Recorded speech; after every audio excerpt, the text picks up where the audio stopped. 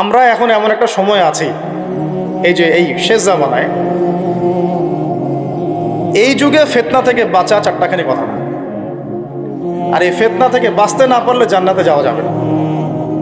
এই ফিতনাগুলো শুধু রাষ্ট্রে আর বিশ্বেই নাই, আমাদের রিজিকেও ঢুকে গেছে, পরিবারও ঢুকে গেছে, সমাজও ঢুকে গেছে, ধর্মেও ঢুকে গেছে। আমি সরাসরি কথা বলছি, রাষ্ট্র, বিশ্ব, অর্থনীতি, সমাজ, পরিবার, ধর্ম আর সংস্কৃতি, এমন কোনো ক্ষেত্র বাকি নাই যেখানে ফিতনা ঢোকে নাই। এখান থেকে বাঁচা চারটাখানি কথা না। এখান থেকে বাঁচতে হলে আমাদেরকে প্রথমে যেটা করতে হবে, আগে দিনের জ্ঞান অর্জন করতে হবে। আপনি এই জেনারেশনকে জিজ্ঞাসা করেন, আমাদের স্বপ্ন তো এই জেনারেশন কি নেই নাকি? যাদের বয়স 50 হয়ে গেছে তারা আর কি করতে পারবেন দিনের জন্য? হয়তো তারা 20-30 বছর পৃথিবীতে থাকবেন হাইয়েস্ট, আল্লাহ ভালো জানেন। আগামী বিশ্বকে কে নেতৃত্ব দিবে? যাদের বয়স এখন 20 থেকে 40 অথবা 10 থেকে 30, এই তো এই জেনারেশনকে আপনি দেখেন তাদের কত পার্সেন্ট কোরআন তেলাওয়াত করতে জানে। আপনি এই যে আজকে যারা আসছে সবার কোরআন তেলাওয়াতের টেস্ট নেন, একজন আলেমের সামনে বসান, একজন একজন করে ডাকেন, দেখেন সূরা ফাতিহা পড়তে পারে কতজন। এই মুসলিম উম্মাহ মার না খেলে কোন মুসলিম উম্মাহ মার খাবে আমাকে বুঝান। আমি তো বুঝি না, আমার জ্ঞান কম। এই মুসলিম উম্মাহ যদি মার না খায় কোন মুসলিম উম্মাহ মার খাবে? আজকে যারা আসছে এখানে বা এর পরেও আসবে জুমার দিনে, আপনি এদেরকে 5 ওয়াক্ত নামাজে পাবেন। তাহলে যারা 5 ওয়াক্ত নামাজ পড়তেছে না, জুমার নামাজটাকেই দিন মনে করে, তাহলে এই মুসলিম মার না খেলে কে মার খাবে? আমাকে বুঝান, আমি বুঝি না, কিছু বিষয় আমি বুঝি না। আবার যারা নামাজ পড়ে তাদের আখলাক, ব্যক্তিত্ব, আখলাক, চরিত্র, সুন্নতের জীবনযাপন, আমরা বলি না সুন্নাহ মাফিক জীবনযাপন, রাসূলের সুন্নাহ মাফিক জীবনযাপন, কতজনের মধ্যে চেহারা, সুরতে, পোশাকে, আশাকে, কথাবার্তায় সুন্নত আছে।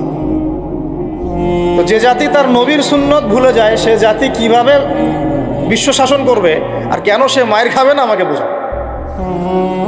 সম্ভব? তাহলে প্রথম নসিহতটা ভাই, পড়াশোনা করতে হবে। আর পড়াশোনা শুরু হবে কোন কিতাব থেকে? তাড়াতাড়ি কোরআন পড়া শুরু করেন, হাতে সময় কম, তাড়াতাড়ি শুরু করেন। প্রত্যেকটা জেলায় জেলায়, গ্রামে গ্রামে, ইউনিয়নে, প্রত্যেকটা জায়গায় মসজিদ, মাদ্রাসা, মক্তব প্রতিষ্ঠা করা আছে, তাই তা না, অবশ্যই আছে, এটা আমাদের সৌভাগ্য। প্রত্যেক জেলায় মাদ্রাসা আছে, প্রত্যেক জেলায় মাদ্রাসা আছে, মহিলা মাদ্রাসা আছে, মক্তব আছে, আরও অনেক কিছু আছে, দারুল ইলমগুলো আছে। কিন্তু আমরা আমাদের সন্তানদেরকে পাঠাচ্ছি কি না? আমরা আমাদের বাচ্চা কাচ্চাদেরকে পাঠাচ্ছি কি না? আমাদের যুবকরা সেখানে আসে কি না? আপনারা তো ফ্যান্টাসিতে অনলাইনে দিন শিখতে চান। 3টা মাস কোনো আলেমের কাছে বসে কি ক্লাস করেছেন? কখন একটা কিতাব কি পড়েছেন? অনলাইনে একটা ভিডিও দেখে কি শিখবেন? অনলাইনে দিন শিখতে গেলে আপনি এটাই শিখবেন, অমুক যা বললো তমুকের বিরুদ্ধে, আর তমুক যা বললো অমুকের। অনলাইনে এটাই শিখবেন আপনি। আর এটার পিছনে এক শ্রেণীর ইউটিউবার, ফেসবুকারও দায়ী। শুধু সে ব্যক্তি দায়ী তা না, এরাও, মিডিয়াও দায়ী আছে। অমুক যা বললো তমুকের বিরুদ্ধে, আর তমুক যা বললো অমুকের বিরুদ্ধে। মানুষ মজা পায়, ওর কন্টেন্টের ভিউ বেশি হয়, কামাই বেশি, দিনের তো ক্ষতি হয়ে গেল। আম জনগণের মধ্যে ইসলাম সম্পর্কে বিরূপ ধারণা সৃষ্টি হল। আসল লক্ষ্যটা কি জানেন? ওই যেখানে আমাদের ভাইরা এখন মার খাচ্ছে না, ওই ফিলিস্তিন, ওই জেরুজালেম হচ্ছে আমাদের আসল লক্ষ্য। ওইটাই পৃথিবীর এমন একটা জায়গা যেখান থেকে সভ্যতা শুরু হয়েছে পৃথিবীতে। মক্কা থেকে শুরু হয় নাই, ওই ফিলিস্তিন থেকে পুরো বিশ্বে সভ্যতা শুরু হয়েছে। আজকে থেকে এটা 10,000 বছর আগের কথা। ওখান থেকেই শুরু হয়েছে, আর ওখানেই পৃথিবীর শেষ হবে। ওইখানেই যতক্ষণ পর্যন্ত ঈসা আলাইহিস সালাম না আসছেন এবং ইসলামী খেলাফত আবার কায়েম না করছেন, কিয়ামত হবে না। এই যে আসল জায়গাটা থেকে আমাদেরকে সরাই দেওয়া হয়েছে না? কয়জন ভাবে এটা নিয়ে? কয়জন জানে বা এটা নিয়ে? জানেই বা কয়জন? কিছু মানুষ আছে সারা জীবন হাত বাঁধা নিয়ে আপনাকে ব্যস্ত করে রাখলো। বাঁধবেন কোথায়? এখানে বাঁধবেন, এখানে বাঁধবেন, এইভাবে বাঁধবেন, এইভাবে বাঁধবেন, এইভাবে বাঁধবেন। 5টা-6টা জায়গা নিয়ে ক্যাচাল করতে করতে করতে হায়াতই শেষ হয়ে গেল। মনে করেন এক ভাইয়ের হাত নাই, এইভাবে দাঁড়া দাঁড়া নামাজ পড়তেছে, নামাজ হবে না? হবে না? আমার হাত আছে, আমার এখানে একটা ফোড়া উঠছে, মনে করেন সত্যি সত্যি উঠছে, এটা মিথ্যা বলছি না, তা আমি এভাবে নামাজ পড়বো, হবে কি না? হবে না? হাত বাঁধেই নাই সে, হবে না? হবে না? আর যখন বোম পরে জান থাকবে না, তখন হাত বাঁধে কি করবো? যখন উম্মার মধ্যে মারামারি কাটাকাটি বিভক্তি আর কাফেররা এসে উম্মার সাথে যুদ্ধ করা শুরু করবে, তখন হাত বাঁধে নিয়ে ব্যস্ত হয়ে থাকবে। এই ব্যস্ত আছেন বলেই তো হাতে অস্ত্র ধরতে পারছি না। এক ভাই খুব সুন্দর কথা বলছে যে ইসরায়েলের উচিত যে বাংলাদেশ থেকে এরকম কিছু শায়েক এবং মানুষকে হায়ার করা এবং এদেরকে ফিলিস্তিনে ছড়িয়ে দেওয়া, তাহলে জীবনেও ফিলিস্তিনিরা আর অস্ত্র হাতে নিতে পারবে, ওরা এগুলো নিয়েই ব্যস্ত থাকবে। কারণ আল্লাহ না করুক, যদি আল্লাহ না করুক, আমরা দোয়া করি কিন্তু আমরা আশঙ্কা তো করি, আল্লাহ না করুক যদি শান্তিপূর্ণ এই বাংলার মাটিতেও কখনো এরকম পরিস্থিতির সৃষ্টি হয়, আল্লাহ না করুক, দোয়া করি আমরা, তখনও এক শ্রেণীর মানুষ এগুলো নিয়েই ব্যস্ত থাকে। আপনাকে আপনার মূল লক্ষ্যটা থেকে সরায় দেওয়া হয়েছে। এটা বোঝার জন্য, এই ফিতনাগুলো চেনার জন্য ভাই সবার আগে দিনের জ্ঞান অর্জনের কোনো বিকল্প নাই। পড়তে রাজি আছি তো ইনশাল্লাহ। অনলাইনে দিন শিখতে পারবেন না, কিছু ভালো ভালো আলেম আছেন যাদের লেকচার হয়তো শুনতে পারবেন, শুনে আপনি উৎসাহিত হতে পারবেন, বুস্ট আপ হবেন, ইন্সপায়ার্ড হবেন, কিন্তু এটা দিন শেখার কনস্ট্রাকটিভ কোনো প্ল্যাটফর্ম না। আপনাকে খাতা কলম নিয়ে ওই স্কুল কলেজের মতোই আলেমদের কাছে আসতে হবে, সিলেবাস রেডি করতে হবে, সিলেবাসে পড়তে হবে, পড়ার জন্য জায়গা দরকার, মাদ্রাসা দরকার, মসজিদ দরকার, বক্তব্য দরকার, এগুলো আপনাদেরকে করতে হবে। আর যেখানে আছে সেগুলোকে আবাদ করতে হবে। যেমন মসজিদ করেছেন, আবাদ করেন এটা। মসজিদ মানে নামাজ পড়ে দরজা বন্ধ করে রেখে দিব, এর নাম মসজিদ? মসজিদ মানে এখান থেকে দিনের দাওয়াতটা ছড়াবে, দিনের শিক্ষাটা ছড়াবে, তাই নয় কি? আল্লাহ রসুল কি মসজিদ সাল্লাল্লাহু আলাইহি ওয়াসাল্লাম মসজিদ প্রতিষ্ঠা করে শুধু নামাজের সময় খুলতেন আর নামাজের পরে বন্ধ করতেন? নাকি 24 ঘন্টা এখানে ইবাদত, আমল, তাসকিয়া, জিকির আজকার হতো না? এখনো তো মদিনায় হয়। মক্কা মদিনা কি এখনো বন্ধ থাকে 1 মিনিটের জন্য? এখানে দার্স হচ্ছে, ওইখানে নামাজ হচ্ছে, ওইখানে আলোচনা হচ্ছে, চলতে থাকে সবসময়। এটা হলো মসজিদের ফাংশন। এই মসজিদ আবাদ করেন, মাদ্রাসাগুলো আবাদ করেন, আপনার ছেলেকে মসজিদে পাঠান, মাদ্রাসায় পাঠান, বক্তব্যে পাঠান। ইয়াং জেনারেশন স্পেশালি আপনারা সিলেবাস ভিত্তিক পড়াশোনা করেন। এই ফ্যান্টাসি দিয়ে কিচ্ছু হবে না, আবেগ দিয়ে, ফ্যান্টাসি দিয়ে কাজের কাজ কিছু হবে না। খুব আবেগ লাগতেছে, খুব কষ্ট হচ্ছে আমার ফিলিস্তিনের জন্যে, খুব কষ্ট হচ্ছে পুরো বিশ্বের প্রেক্ষাপটে মুসলিমদেরকে দেখে, কিন্তু আপনি তো ইসলাম সংশোধনের দিকে আসছেন, মাঝে মাঝে নামাজ পড়ছেন, কোনো রকম 5 ওয়াক্ত নামাজ পড়লেও সুন্নাহ মাফিক জীবনযাপন করছেন, জিনায় লিপ্ত হয়ে যাচ্ছেন, সুদ খাচ্ছেন, অর্থনৈতিক জীবনের কথা বলছি, এখানে সুদ খাচ্ছেন, ব্যবসায় প্রতারণা করছেন, রাজনীতি করতে গিয়ে আপনি তাগুতের দিকে চলে গেছেন। এক কথায় তাগুতের দিকে। তাগুত মানে আল্লাহ বাদ দিয়ে যার উপাসনা করা হয়। আমরা এখানে আল্লাহ পাকের বিধানের দাসত্বের চাইতে মানব রচিত বিধানের দাসত্ব বেশি করেছি, করছি, এখনো করছি, করে যাচ্ছি। কিছু করার নাই, কারণ পুরো বিশ্বটা এইভাবেই তো ফাংশন করা। যাদের গলায় জাতিসংঘের দড়ি আছে এরা তো এখান থেকে বেরোতে পারবে না, পারবে না। তাহলে ওদের আন্ডারে যে রুলস অ্যান্ড রেগুলেশনস এর আওতায় তো চলতে হবে। কিন্তু শিরক হয়ে গেল, এখানেও তো শিরক হয়ে গেল। মার না খাওয়ার কোনো কারণ নাই আমাদের এখন এই পর্যন্ত যে আমরা শান্তিপূর্ণভাবে নামাজ কালাম পড়তে পারছি আল্লাহ পাকের রহমত। বিশ্বাস করেন, আল্লাহ পাকের খাস রহমত। জানি না কত বছর এই রহমত থাকবে এভাবে যদি আমরা সতর্ক না হই। সতর্ক হওয়ার জন্যই বলছি ভাই, এগুলো নিয়ে আমরা অনেক ভাবি, না বুঝে না জেনে একটা শব্দ বলছি না আমি। আল্লাহর কসম, আমি না বুঝে না জেনে না স্টাডি করে একটা কথা বলতেছি। শেষ জামানার সবচেয়ে ইম্পর্টেন্ট জায়গা ওই প্যালেস্টাইন, ওই ফিলিস্তিন, জেরুজালেম। পুরো বিশ্বটা ওইখানে গিয়ে আস্তে আস্তে শেষ হয়ে যাবে। সামনে যত বড় বড় ঘটনা, মালহামা মানে মহাযুদ্ধ, তারপরে ইমাম মাহদির আগমন, দাজ্জালের আত্মপ্রকাশ, দাজ্জাল ইহুদিদেরকে নিয়ে বিশ্বটাকে শাসন করবে, তারপরে ঈসা আলাইহিস সালামের আগমন, ইহুদিদের সাথে মুসলিমদের যুদ্ধ, তারপরে ওই বাইতুল মুকাদ্দাস আবার বিজয় করা, ওইখানে ঈসা আলাইহিস সালাম আবার 40 বছর খেলাফত চালাবেন, 40 বছর। এই পুরো ঘটনাগুলো ওই জায়গা কেন্দ্র করে হবে। আমাদের কোনো হদিসই নেই। আর অনেক বিষয় আছে, কিন্তু মূল কথাটা হচ্ছে আমরা পৃথিবীতে হাসি থামাশা করতে, ঠাট্টা ছলনা করতে আসি না। আল্লাহ পাক প্রত্যেককে কিছু না কিছু দায়িত্ব দিয়ে পাঠাইছেন এবং আমাদের প্রত্যেককে আল্লাহ পাক পরীক্ষা করছেন, এবং এই হায়াতের রিজিকের নিয়ামতের আল্লাহ পাক আমাদের কাছে পাই পাই করে হিসাব নেবেন। এই যে শ্বাস নিচ্ছি একটা শ্বাস, এই একটা শ্বাসেরও হিসাব আল্লাহ পাক নিবেন। একদিন নবীজি একটা বাগানে ঢুকলেন, তিনি ক্ষুধার্ত, সাথে আবু বকর সিদ্দিক। আবু বকর, তোমার বাসায় কি খাবার আছে? ইয়া রাসূলুল্লাহ, আমার বাসায় খাওয়া। তা চলো। ওমর, রাস্তায় ওমরের সাথে দেখা। ওমর, কি অবস্থা? ইয়া রাসূলুল্লাহ, ক্ষুধার্ত, বাসায় খাবার নেই, আমার বাসায় খাবার নেই। তিনজনে হাঁটতে হাঁটতে ঢুকলেন তালহা রাদিয়াল্লাহু আনহুর বাগানে। সেখানে মাশাআল্লাহ ঠান্ডা পানি খেলেন, খেজুর খেলেন, তৃপ্তি করে খেলেন। মাশাআল্লাহ, সে বাগান অনেক সুন্দর, বড় ছিল। খেয়ে নবী সাল্লাল্লাহু আলাইহি ওয়াসাল্লাম বললেন, সুম্মা লাতুসআলুন্না ইয়াওমাইযিন আনিন নাঈম, যে অবশ্যই কিয়ামতের দিন আল্লাহ পাক এই ঠান্ডা পানি সম্পর্কেও আমাদেরকে জিজ্ঞাসা করবেন। আমরা প্রস্তুত নিঃশ্বাসের জবাব দেওয়ার জন্য, হিসাব দেওয়ার জন্য, পানির হিসাব দেওয়ার জন্য? ঠান্ডা পানিতে গোসল করে আসছেন আজকে সবাই, তৃপ্তি পেয়েছেন। শুকরিয়া কখন আদায় হয় যে আল্লাহ পানি নাজিল করেছো, এই জন্য তোমার শুকরিয়া।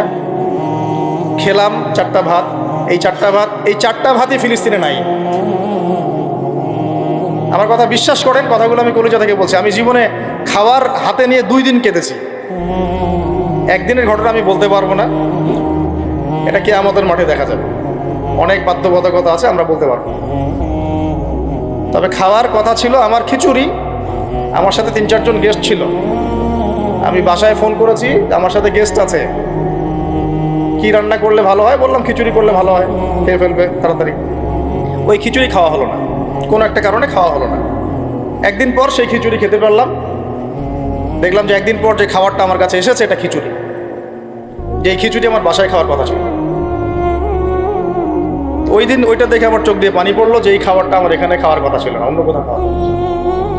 আর একদিন এই যে 8 তারিখ না 9 তারিখে যখন আমরা আমার বাসায় খাবার নিয়ে আসছে, রোজা খুলে তো খাইতে ভালো লাগে নাকি বলো? ইফতার করার পরে খাবারটা খেতে ভালো লাগে না? শান্তি লাগে। রুটি, গরম গরম রুটি, খাসির গোশত, খুব ফেভারিট খাবার মুসলিমদের। বিশ্বাস করেন খেতে পারতেছি না, মিথ্যা কথা বলছি না, ফখর করেও কিছু বলছি না, আল্লাহর কসম, আল্লাহ সাক্ষী। কারণ আমাদের বাচ্চারা তো খেতে পারছে না ওখানে, আমার বোনরা খেতে পারতেছে না, আমার ভাইরা খেতে পারতেছে না। ওরা খাচ্ছে একটা জিনিসই, বুলেট আর আকাশ থেকে বম। আমরা তৃপ্তি করে খাচ্ছি, একবার ফিকিরও হয় না যে এর জন্য আল্লাহ শুকরিয়া আদায় করতে হবে, আমাদের কৃতজ্ঞতা স্বীকার করা উচিত, ওদের কষ্টে আমাদের ব্যথিত হওয়া উচিত।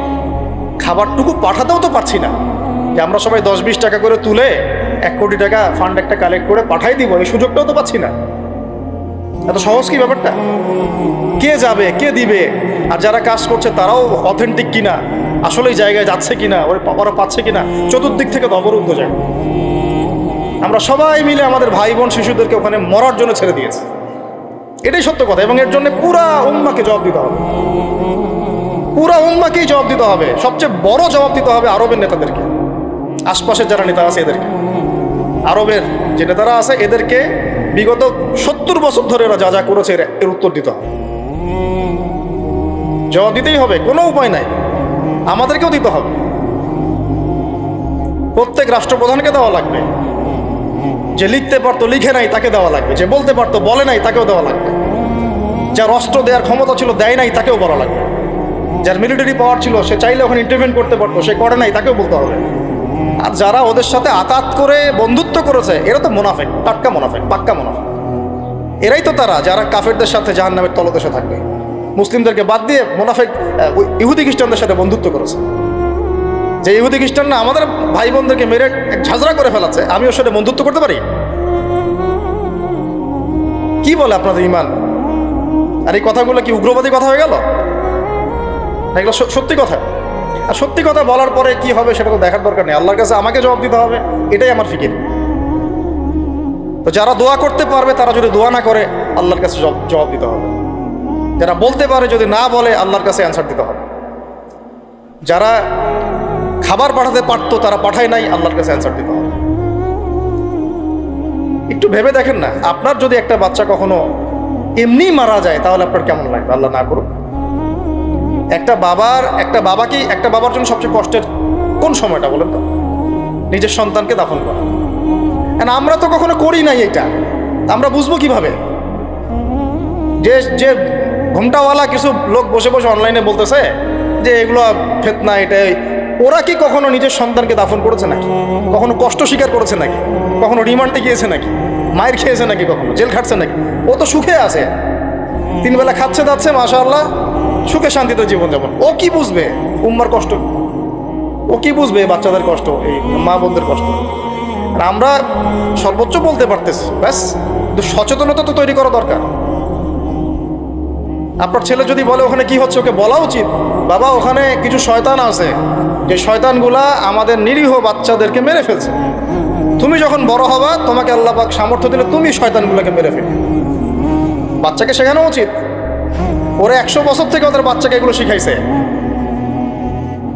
ওরা 100 বছর থেকে ওদের বাচ্চাদেরকে শিখাইছে যে মুসলমানরা হচ্ছে পৃথিবীর সবচেয়ে জঘন্য প্রাণী। ওদেরকে যখনই দেখবা তখনই মারবা। ওদের সাথে শত্রুতা করা তোমার উপর ফরজ। এটা ওরা শিখাইছে ওদের বাচ্চাদেরকে।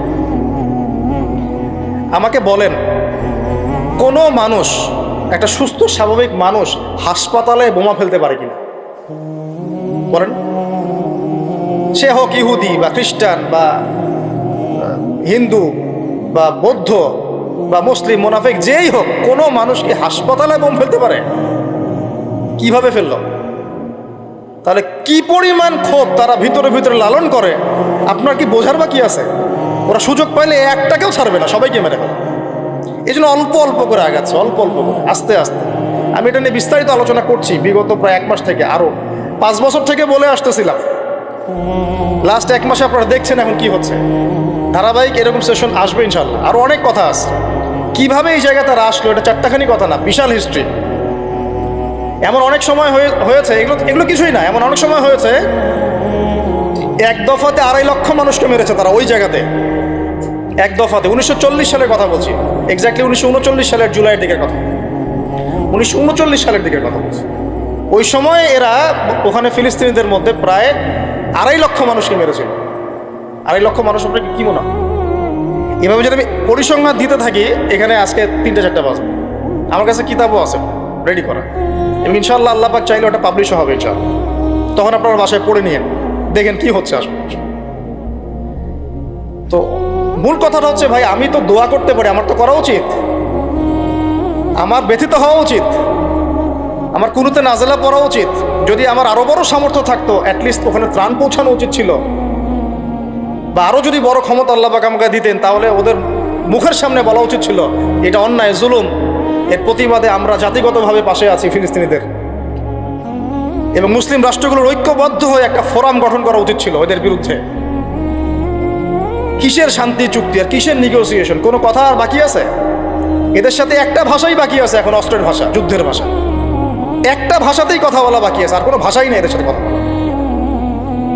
তুমি হাসপাতালে বোম ফেলে 600টা মুসলিম বাচ্চাকে হত্যা করে ফেলছো, তোমার সাথে কিসের কথা? একটা কথাই হতে পারে, সেটা হলো যুদ্ধের ভাষা, অথবা এই পুরা ভূমি থেকে তোমরা চলে যাবা পশ্চিমে, পুরা ফিলিস্তিন ছেড়ে দিবা। এটাই ছিল আমাদের ভাষা। কিন্তু বিগত 75 বছর ধরে আমরা এগুলো করতে পারি না। 1-2টা বছর না রে ভাই, 75 বছর ধরে আমরা এগুলো করতে পারি। আমি এখানে গলা ফাটায়, আমার আবেগ ঝেড়েও কী লাভ হবে তাও জানি না। অ্যাটলিস্ট আমরা আমাদের জবাবটা তো আল্লাহর কাছে দেওয়া লাগবে। আল্লাহ পাক আপনার অপারগতাও জানেন, আপনার সামর্থ্যের সীমাও জানেন। আল্লাহ পাক দেখবেন এর মধ্যে থেকে আপনি কি করেছেন, দেখবেন কি না? তো এখন ভাই আমাদের কি এইসব মোবাইল, সেলফি, হাবিজাবি এগুলোই জীবন? না আমাদের কি চিন্তা করতে হবে? একটু চিন্তা করতে গেলে প্রথম সলিউশন পড়াশোনা করতে হবে, কোরআন পড়তে হবে। যে যাই বলুক কোরআন পড়লেই হয়ে যাবে, সেই হয়ে যাবে, সব কথা বাদ দেন, আপনি কোরআন পড়েন। যে যাই বলুক না কেন, কোরআন পড়তেই হবে আপনাকে, এর অনুবাদ আপনাকে পড়তেই হবে, তাফসির আপনাকে ঘাটতেই হবে, পাশাপাশি নবীর হাদিসগুলো আপনাকে পড়তে হবে। ওই কোনো না কোনো আলেমের সোহবতে থাকতে হবে। উদ্বাস্তুর মতো জীবনযাপন করবেন না এই 10 জন 20 জন সার্কেল নিয়ে। ওলামায়ে কেরামদের মধ্যে যারা হক্কানি ওলামায়ে কেরাম, তাদের কাছে এসে পরামর্শ করে চলাফেরা করবেন, যাতে আপনি বিভ্রান্তির শিকার না হন, পরামর্শ করতে পারেন। বাংলাদেশে কি আলেম ওলামার অভাব আছে? যত তাদের মধ্যে বিভক্তি থাক, যতই তারা একে অপরের সাথে কলুশনে থাক না কেন, যত দল থাক, তারপরেও আপনি ওলামায়ে কেরামের সাথেই থাকবেন। তারপরেও তাদের জবাব তারা দিবে, বাট আপনি আপনার জায়গার দায়িত্বটা পালন করুন এবং হকপন্থী চিনে নেবেন। হকপন্থী আর মুনাফেক চেনার সবচেয়ে উপযুক্ত সময় কোনটা সেটাও বলে দিই। হকপন্থী ওলামায়ে কেরাম আর মুনাফেক যারা মুসলিম উম্মার ভিতরে কাজ করছে আমাদের মতো লেবাস পোশাকে, এটা চেনার ফাইন্ড আউট করার সবচেয়ে শ্রেষ্ঠ সময় হচ্ছে উম্মার এই সংকটপূর্ণ সময়গুলো।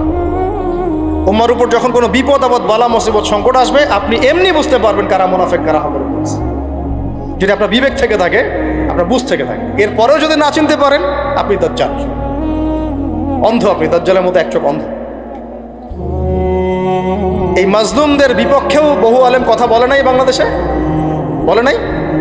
তা আপনাকে আমি আর কিভাবে চিনাবো, কিভাবে চোখে আঙ্গুল দিয়ে চিনাবো যে আসলে কারা হকপন্থী কারা বাতিলপন্থী? এইটুকু তো আপনার দায়িত্ব চেনার। কিভাবে এভাবে তাদের সাথে আপনি নিজের জীবনটা নষ্ট করে ফেলতেছেন? সুবহানাল্লাহ। আল্লাহ পাক আপনাদেরকে হেফাজত করুন, সঠিক পথে রাখুন, ওলামায়ে কেরামের সোহবতে থাকুন, হকপন্থী ওলামায়ে কেরাম। আর ভাই, প্রতিদিন যে সুন্নাহগুলো আছে এগুলো আমল করেন, নিজের উপর একটা সংশোধন নিয়ে আসেন। আল্লাহ পাক ততক্ষণ পর্যন্ত আমাদেরকে বিজয় দিবেন না যতক্ষণ না আমরা পরিপূর্ণ ইসলামে প্রবেশ করছি। আর পরিপূর্ণ ইসলাম মানে কি শুধু জুমার নামাজ পড়া, শুধু ঈদের নামাজ পড়া? আমাকে বলেন, আপনারা তো জানেন সব কিছু। পরিপূর্ণ ইসলাম মানে কি? 5 ওয়াক্ত নামাজ তো আপনাকে পড়তে হবে। আল্লাহ যদি তৌফিক দেন, সামর্থ্য দেন, তাহাজ্জুদও পড়তে হবে, চেষ্টা করতে হবে, নফল আমল বাড়াই দিতে হবে, জিকির আজগার তেলাওয়াত তাসবিহ তাহলিল বাড়াই দিতে হবে, আল্লাহর কাছে কান্নাকাটি বাড়াইতে হবে, ফিতনা থেকে দূরে আসার চেষ্টা করতে হবে, এই জগতের মোহ ছাড়তে হবে। যতটুকুতে আমার জীবন চলে যায়, বাস এতটুকুতেই। আমি এইভাবেও বলতেছি আপনাদেরকে এখন সরাসরি, নিজেদের আপনজনদের মধ্যে, পরিবারের মধ্যে, বংশের মধ্যে কেউ যদি আপনাকে দিনের পথে চলতে বাধা প্রদান করে, ফিতনা সৃষ্টি করে, আপনি তার থেকেও নিজেকে সরে রাখবেন। দিন আপনার, জীবন আপনার, মানে দিন আমার, জীবন আমার, ইহকাল আমার, পরকাল আমার, জবাব আমার। আমার অন্য কারো দ্বারা প্রভাবিত হয়ে দিন নষ্ট করা যাবে না। যাবে? অনেক সময় হয় না, আমাদের বংশে, পরিবারে, কাছের অনেক মানুষ আপনাকে দিনের পথে চলার ক্ষেত্রে প্রতিবন্ধকতা সৃষ্টি করতেছে। আমি বলতেছি না ওদের সাথে আপনি সম্পর্ক নষ্ট করে দেন, কাট অফ হয়ে যান, এটা বলতেছি না। বলতেছি আপনি ইসলামিক দূরত্ব মেনটেন করেন, আপনি নিজেকে নিয়ে থাকেন, আপনি আল্লাহকে নিয়ে থাকেন। এক আল্লাহই আপনার জন্য যথেষ্ট, এটা কাউকে লাগবে না। এটা কেউ যদি না থাকে, এক আল্লাহই আপনার আমার জন্য যথেষ্ট। এটা কি বিশ্বাস করেন কি? এই আল্লাহ পাকই আমাদেরকে বাঁচিয়ে রাখছেন, আল্লাহ পাকের হাতেই আমাদের জীবন, আল্লাহ পাকই আমাদেরকে খাওয়ান। আল্লাহ থাকলে কিচ্ছু লাগে না। আর যার আল্লাহ নাই, সারা দুনিয়া মিলেও তাকে সুখ দিতে পারবে না, তার কিছুই করতে পারবে না। এখন আসলে আমাদের সাথে আল্লাহ আছে কি না একটু নিজেরাই বুঝতে পারবো। আসলে আল্লাহ পাকের সাথে আমার সম্পর্ক কেমন? আল্লাহ বলে ডাকলে বা আল্লাহর কাছে দোয়া করলে কি আমার ভিতরে কোনো অনুভূতি আসে কি না? রাসূল সাল্লাল্লাহু আলাইহি ওয়াসাল্লামের নাম আসলে আমার ভিতরে কোনো অনুভূতি আসে কি না? বুঝবেন ইনশাআল্লাহ, এটা আপনার আস্তে আস্তে বুঝে যাবেন। তাহলে নিজের তাজকিয়ার দিকে ফোকাস করেন, এবং তাজকিয়া অর্জন করার জন্য অবশ্যই সোহবত লাগে। যারা আত্মশুদ্ধিতে পরিপূর্ণ মানুষ, এই মানুষগুলোর সাথে পরামর্শ করে চলবেন। আর নিজের দিন পালন করেন, দিনটাকে আর বিভক্ত হতে দিবেন। যারাই বিভক্তির দিকে নিয়ে যায় এদেরকে বয়কট করবেন, মিশবেনই না এদের সাথে। বরং আমি বলছি, বাংলাদেশে এমনিই তো শত শত দল হয়ে গেছে। এখন আপনি নিউট্রাল থাকবেন, নিজেকে বায়াসড করবেন না, নিউট্রাল থাকবেন। নিউট্রাল মানে নিরপেক্ষ। নিরপেক্ষ থেকে আপনি দেখবেন যে আসলে কার মধ্যে হকটা বেশি আছে। এরপর আপনার বুঝ অনুযায়ী কোরআন সুন্নাহর সাথে মিলিয়ে ওলামায়ে কেরামের পরামর্শে যেদিকে তারা আপনাকে হেদায়েতের পথে নিয়ে যাবেন, সেই পথে আপনি চলেন। ইনশাআল্লাহ আপনি ঠিক পথে থাকবেন। এই জন্য আমি একা একা থাকতে নিষেধ করি। ওলামায়ে কেরামদের সাথে পরামর্শ করে চলবেন এবং ঐক্যবদ্ধ জীবনযাপন করবেন। আর কিছু ভাইয়ের মধ্যে যদি খারাপ কিছু থাকে, তাদেরকে একদম আন্ডার এস্টিমেট করে ধুয়ে রেখে দেওয়ার দরকার নেই। কারণ যার মধ্যে খারাপ কিছু আছে, ওর মধ্যে ভালোও কিছু আছে। খোলা মনে ভালোগুলো নিয়ে নেবেন, খারাপগুলো আপনি ছেড়ে দিবেন। এখন বলতে পারে, আপনি কিভাবে বুঝবেন ভালো কোনটা খারাপ কোনটা? নিজে পড়বেন, নিজে জ্ঞান অর্জন করবেন, আল্লাহ পাক বিবেক দিয়েছেন, বোঝার চেষ্টা করবেন এবং আলেমদের সাথে পরামর্শ করবেন। ব্যাস, আল্লাহ পাক এরপরে আপনাকে যে পথে নিয়ে যাবেন, ইনশাআল্লাহ সেই পথে আপনি চলবেন, উম্মার বিভক্তি বাড়াবেন। এরপরে যখন অর্থনীতির মধ্যে ঢুকবেন, ব্যবসা বাণিজ্য, রিজিক, চাকরি বাকরি, যান চলে গেলেও হারাম খাবেন না। আল্লাহ পাক তৌফিক দান করে, আপনাকে তৌফিক দেখ, আমাকেও তৌফিক দান। কারণ আমরা সবাই হারাম খাচ্ছি, আমি নিজেও ফিল করি। হারাম না খেলে আমাদের দোয়া কবুল হইতো। দোয়া যে কবুল হচ্ছে না, বোঝেন না? কাবা ঘরে দোয়া হচ্ছে বিগত প্রায় 40-50 বছর থেকে আল্লাহ ফিলিস্তিনকে মুক্ত করে দাও, মুসলিম ভাইদেরকে সাহায্য করো, নুসরান নাজিল করো, আপনি দোয়ার কি বরকত দেখতে পারতেছেন? দোয়ার কি ইম্প্যাক্ট পড়তেছে? রিজিক হারাম, রিজিক অনেক সময় হারাম হয়ে যাচ্ছে আমাদের। এমনকি হজের মতো মৌসুমে, উমরার মতো মৌসুমে আমরা যে গোশতগুলো খাচ্ছি বাইরে, যেগুলা এগুলো যে কতটুকু আল্লাহর নামে জবাই করছে আল্লাহ ভালো জানে। ভাবতে হবে তো এগুলা। পারতেছি না, আমি সত্যি বলতেছি যে আমরা হালাল খাইতেও পারতেছি না মনে হয়। চেষ্টা করতে হবে 100% হালালের উপর থাকার জন্য। যদি আল্লাহর নামে জবাই না করা হয় সেটা কি হালাল হবে? যদি আমার টাকার মধ্যে সুদ থাকে হালাল হবে? যদি আমার টাকার মধ্যে ঘুষ থাকে হালাল হবে? বাংলাদেশের লক্ষ লক্ষ মানুষ নামাজ পড়ে মসজিদে, ঘুষখোর। বাংলাদেশের লক্ষ লক্ষ না, কোটি কোটি মানুষ মসজিদে নামাজ পড়ে, মুসল্লি সুদখোর। অনেক মসজিদ কমিটি আছে সুদখোর। ভাই আমার কথা বলতে কোনো ভয়ে কাজ করে না, আর আমি কারো পরোয়া করি না, সত্য কথা বলতে, এক আল্লাহ ছাড়া। বাংলাদেশে লক্ষ লক্ষ মানুষ আছে মসজিদে নামাজ পড়ে সুদখোর, ঘুষখোর, দুর্নীতিবাজ, করাপ্টেড। আমাদের কথা বলছি, দাড়ি টুপিওয়ালা মানুষ, আমরা বহু দাড়ি টুপিওয়ালা মানুষ আছি সমাজে, চলাফেরা করি, আমাদের রিজিক ঠিক নাই, হারাম খাচ্ছি। দোয়া কবুল হবে? আল্লাহ পাক আমাদেরকে হারাম থেকে বাঁচান, হারাম থেকে বাঁচান। এরপর পরিবার যখন গঠন করতে যাবেন, ভুল করে পরিবারে অনইসলামিক কোনো মতাদর্শকে স্থান দিবেন। পরিবারের বউ বাচ্চা যেন পর্দা করে, খেয়াল রাখতে হবে। বিয়ে শাদী করার সময় খেয়াল রাখতে হবে কোন মেয়েটাকে বিয়ে করছে। একটা মেয়ের বাহ্যিক সৌন্দর্য সব কিছু না, 3 মাস 4 মাস খুব মজা লাগবে, তারপর দেখবেন যখন আসল লাইফে আমরা ঢুকে যাই তখন দেখবেন দায়িত্ববোধটাই সবচেয়ে বড় কথা হয়ে দাঁড়ায়। এই রওনাক চলে যাবে, দিনদারিতা না থাকলে এই রওনাক চলে যাবে। মেয়ে দিনদার কিনা এটা দেখবেন সবার আগে। দিনদার হলে যদি একটু গায়ের রং কালো হয়, বিয়ে করে ফেলেন, বিয়ে করে ফেলেন। বিয়ে তো কঠিন করে ফেলছে সমাজ, জেনা সহজ হয়ে গেছে। মোস্তফা কামাল আতাতুর্ক যখন ক্ষমতায় আসছিল না, আমি সংবিধান চেক করলাম আজকে পড়তে এক জায়গায়, ওই সময়কার সংবিধান তুরস্কের। মোস্তফা কামাল আতাতুর্ক যখন 1918 সালের পরে ক্ষমতায় আসছে, ওকে তো ক্ষমতায় বসাইছে ব্রিটেন। এ তো জানেন হিস্ট্রিটা, আপনারা অনেকে জানেন যারা পড়াশোনা করেন। ও সংবিধানে লিখেছে যে একাধিক বিয়ে করা হারাম, আর অমুসলিম নারীকে বিয়ে করাও বৈধ। সব উল্টাই দিছে। আমাদের সমাজে এখন ওইরকম চিত্র দেখা যাচ্ছে যে আপনি 17 বছরে বিয়ে করতে পারবেন না, তো 17 বছরে আপনি জেনা করছেন, আল্লাহ মাফ করুক। বাংলাদেশে 17 বছর বয়সে জেনা করা ছেলে মেয়ের অভাব আছে? আদমশুমারির মতো এই কুমারিত্ব টেস্ট যদি করা হয় ছেলে মেয়েদের, তারপর দেখা কি অবস্থা। তো বিয়েটাকে সহজ করা উচিত। বিয়ের বয়স একটা ফিক্স করা হয়েছে, এর সাথে তো আমরা এখন যুদ্ধ করতে পারবো না। পারবেন? ছেড়ে দেন, আচ্ছা ফিক্স করছে বুঝলাম। এখন ওই বয়সটা হয়ে গেলেই আপনার সন্তানের বিয়ের ব্যবস্থা করে ফেলেন এবং এটাকে সহজ করে দেন, এত জটিল করেন না, সহজ করে দেন যাতে করে ওরা জিনা থেকে বেঁচে থাকতে পারে।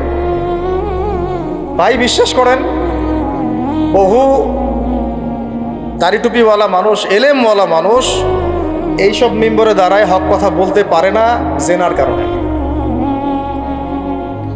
জেনার কারণে এই যে আমরা চলাফেরা করতেছি না, চোখের জেনা তো হচ্ছে অ্যাভেলেবল। অনেক সময় মনেরও জেনা হয়ে যাচ্ছে, মনে খারাপ চিন্তা চলে আসতে পারে না, দেখবেন মনের নূরটা নষ্ট হয়ে যায়। তখন আপনার ইমানের ওই তেজটা কাজ করে না। ভালো করে খেয়াল করে দেখবেন, যখন মনের মধ্যে এই নূরটা নষ্ট হয়ে যায়, কিছু একটা নগ্ন মেয়েকে দেখে ফেলছেন বা একটা মেয়েকে দেখে আপনার অ্যাট্রাকশন তৈরি হয়ে গেছে, হতে পারে, কিন্তু হতে পারে, আমরা তো ফেরেশতা না, হতেই পারে। তখন দেখবেন মনের মধ্যে নূরটা নষ্ট হয়ে যায়। ওই সময় আপনি কিন্তু এই ইমানের এই জজবাটা শো করতে পারবেন। তখন নবী সাল্লাল্লাহু আলাইহি ওয়াসাল্লাম বলেছেন, তখন যদি বাসায় স্ত্রী থাকে তোমরা স্ত্রীর কাছে চলে যাবা, নিজের প্রয়োজন মিটাই নিবা, তাহলে এই শয়তানি মন থেকে চলে যাবে। এখন তো বিয়ে কঠিন, এটা মিটাবে কীভাবে? অনলাইনে ঢুকলেই দেখবেন আপনি নগ্নতা। এই ছেলে পেলে আমাদের সাথে যারা ঢাকায় থাকে এরা তো আরও জানে কী আছে ওখানে, কী হয়। ছেলে নাই আর মেয়ে নাই, মেয়ে নাই, ও নিজে ছেলে। একটা মেয়ের যে চরিত্র খারাপ এটা বোঝার জন্য এতটুকু যথেষ্ট যে ও মোটর সাইকেলের পিছনে বসছে কিভাবে, এটা দেখবেন। একটা আপনার শালীন দিনদার স্ত্রীকে নিয়ে যদি আপনি মোটর সাইকেলে জানো, দেখবেন তার বসার ধরনটা কেমন, আর যাদের সাথে এই যে ফ্রি মিক্সিংয়ে প্রেম প্রীতির সম্পর্ক করে এদের বসার ধরনটা কেমন। বসাই আপনাকে বলে দেবে কত বড় বেয়াদব, কত বড় আদবহীন বেহায়া একটা মানুষ। আমার কথায় ইশারা দিচ্ছি, সব তো বলা যাবে। তো এটাকে সহজ করবেন, এখানে দিনদারিতাকে প্রাধান্য দিবেন, ভুলেও দুনিয়াদারিকে প্রাধান্য দিয়েন না। ও বাপের কয় টাকা আছে, ওর বিয়ে করলে আমি পাবো কি, কত সুন্দর ঐশ্বরিয়া রায়ের মতো কিনা, এগুলো দেখার দরকার। এগুলো থাকে না, আস্তে আস্তে চলে যায়, দিনদারিতা থেকে যায়। ইব্রাহিম আলাইহিস সালামের স্ত্রীদের কথা আজকে আমরা স্মরণ করি না? হাজেরা আলাইহিস সালাম, তার ওই সবর, সাফা মারওয়ার সাই, তাওয়াক্কুল আল্লাহর কাছে এত পছন্দ হয়েছিল যে কিয়ামত পর্যন্ত যত মানুষ হজ করবে, সাই না করলে হজ হবে না। দেখেছেন উনার ওই হাঁটা দৌড়াদৌড়ি আল্লাহর কাছে এত পছন্দ হয়েছে। আপনি জামজাম কূপ ওখানে যে তাওয়াফ করছেন না, তাওয়াফ করে যে পানি খেয়ে আসলেন, সাফা মারওয়া সাই করলেন, এই সাই না করা পর্যন্ত আপনার হজই হচ্ছে না, ওমরাই হচ্ছে না। একজন দিনদার মেয়ের দিনদারিতা আল্লাহর কাছে কিভাবে কবুল হয়ে থাকে? আমাদের মেয়েদেরকে বুঝান, বাসায় গিয়ে বোনদেরকে বুঝান, মাদেরকে বুঝান, স্ত্রীদেরকে বুঝান, তাদেরকেও একটা উদ্দেশ্যে আল্লাহ পাক সৃষ্টি করেছেন। কি উদ্দেশ্য? তারা যেন ইসমাইলের মতো প্রজন্ম জন্ম দিতে পারে। তাদেরকে সিরিয়াল দেখার জন্য পাঠানো হয় না, তাদেরকে রং তামাশা করার জন্য আর স্নো পাউডার মেখে বাইরে ঘোরার জন্য পাঠানো হয় না। এবং এটাকে কন্ট্রোল তো আমাদেরকে করতে হবে। এই যে বললাম, কন্ট্রোল করতে গিয়ে যদি দেখেন পারতেছেন না, আপনার দ্বারা হচ্ছে না, তখন কি প্রয়োজনে ডিসকানেক্টেড হয়ে যাবে। প্রয়োজনে ডিসকানেক্টেড হয়ে যাবেন, তাও নিজের দিনকে ক্ষতিগ্রস্ত হতে দিবেন। কিছু করার নাই তো, চেষ্টার উপর চেষ্টা করে যাচ্ছেন আপনি 10 বছর, 15 বছর, 5 বছর, 7 বছর, কোনো রেজাল্ট পাচ্ছেন না। আপনি কি করবেন? দিন ছেড়ে দেবেন? আপনিও তাদের মতো হয়ে যাবেন? আপনাকে আপনার স্বতন্ত্র জায়গায় থাকতে হবে। আল্লাহ পাক তৌফিক দান করুন। আর ইসলাম সংশোধনের মধ্যে সমাধান আসলে আলহামদুলিল্লাহ। এরপরে বাচ্চা কাচ্চা যেগুলো হবে, এগুলো পয়েন্ট মনে রাখবেন, পড়াশোনা থেকে নিয়ে এই পর্যন্ত বাচ্চা কাচ্চা যেগুলো হবে, এক একটা বাচ্চাকে আগামী দিনের যোদ্ধা হিসেবে গড়ে তুলবে। কি যুদ্ধ করবে তারা? আগে আদর্শিক যুদ্ধ করবে, আদর্শিক যুদ্ধ করবে, যে আমরা ওইসব আদর্শে চলি না, আমাদের নিজস্ব আদর্শ আছে, এটা ইসলাম। আমাদের কিতাব আছে কোরআন, আমাদের সুন্নাহ আছে মুহাম্মদ সাল্লাল্লাহু আলাইহি ওয়াসাল্লামের সুন্নাহ। এরা বৈষয়িক শিক্ষাও শিক্ষিত হবে, ইসলামিক শিক্ষাও শিক্ষিত হবে ইনশাআল্লাহ।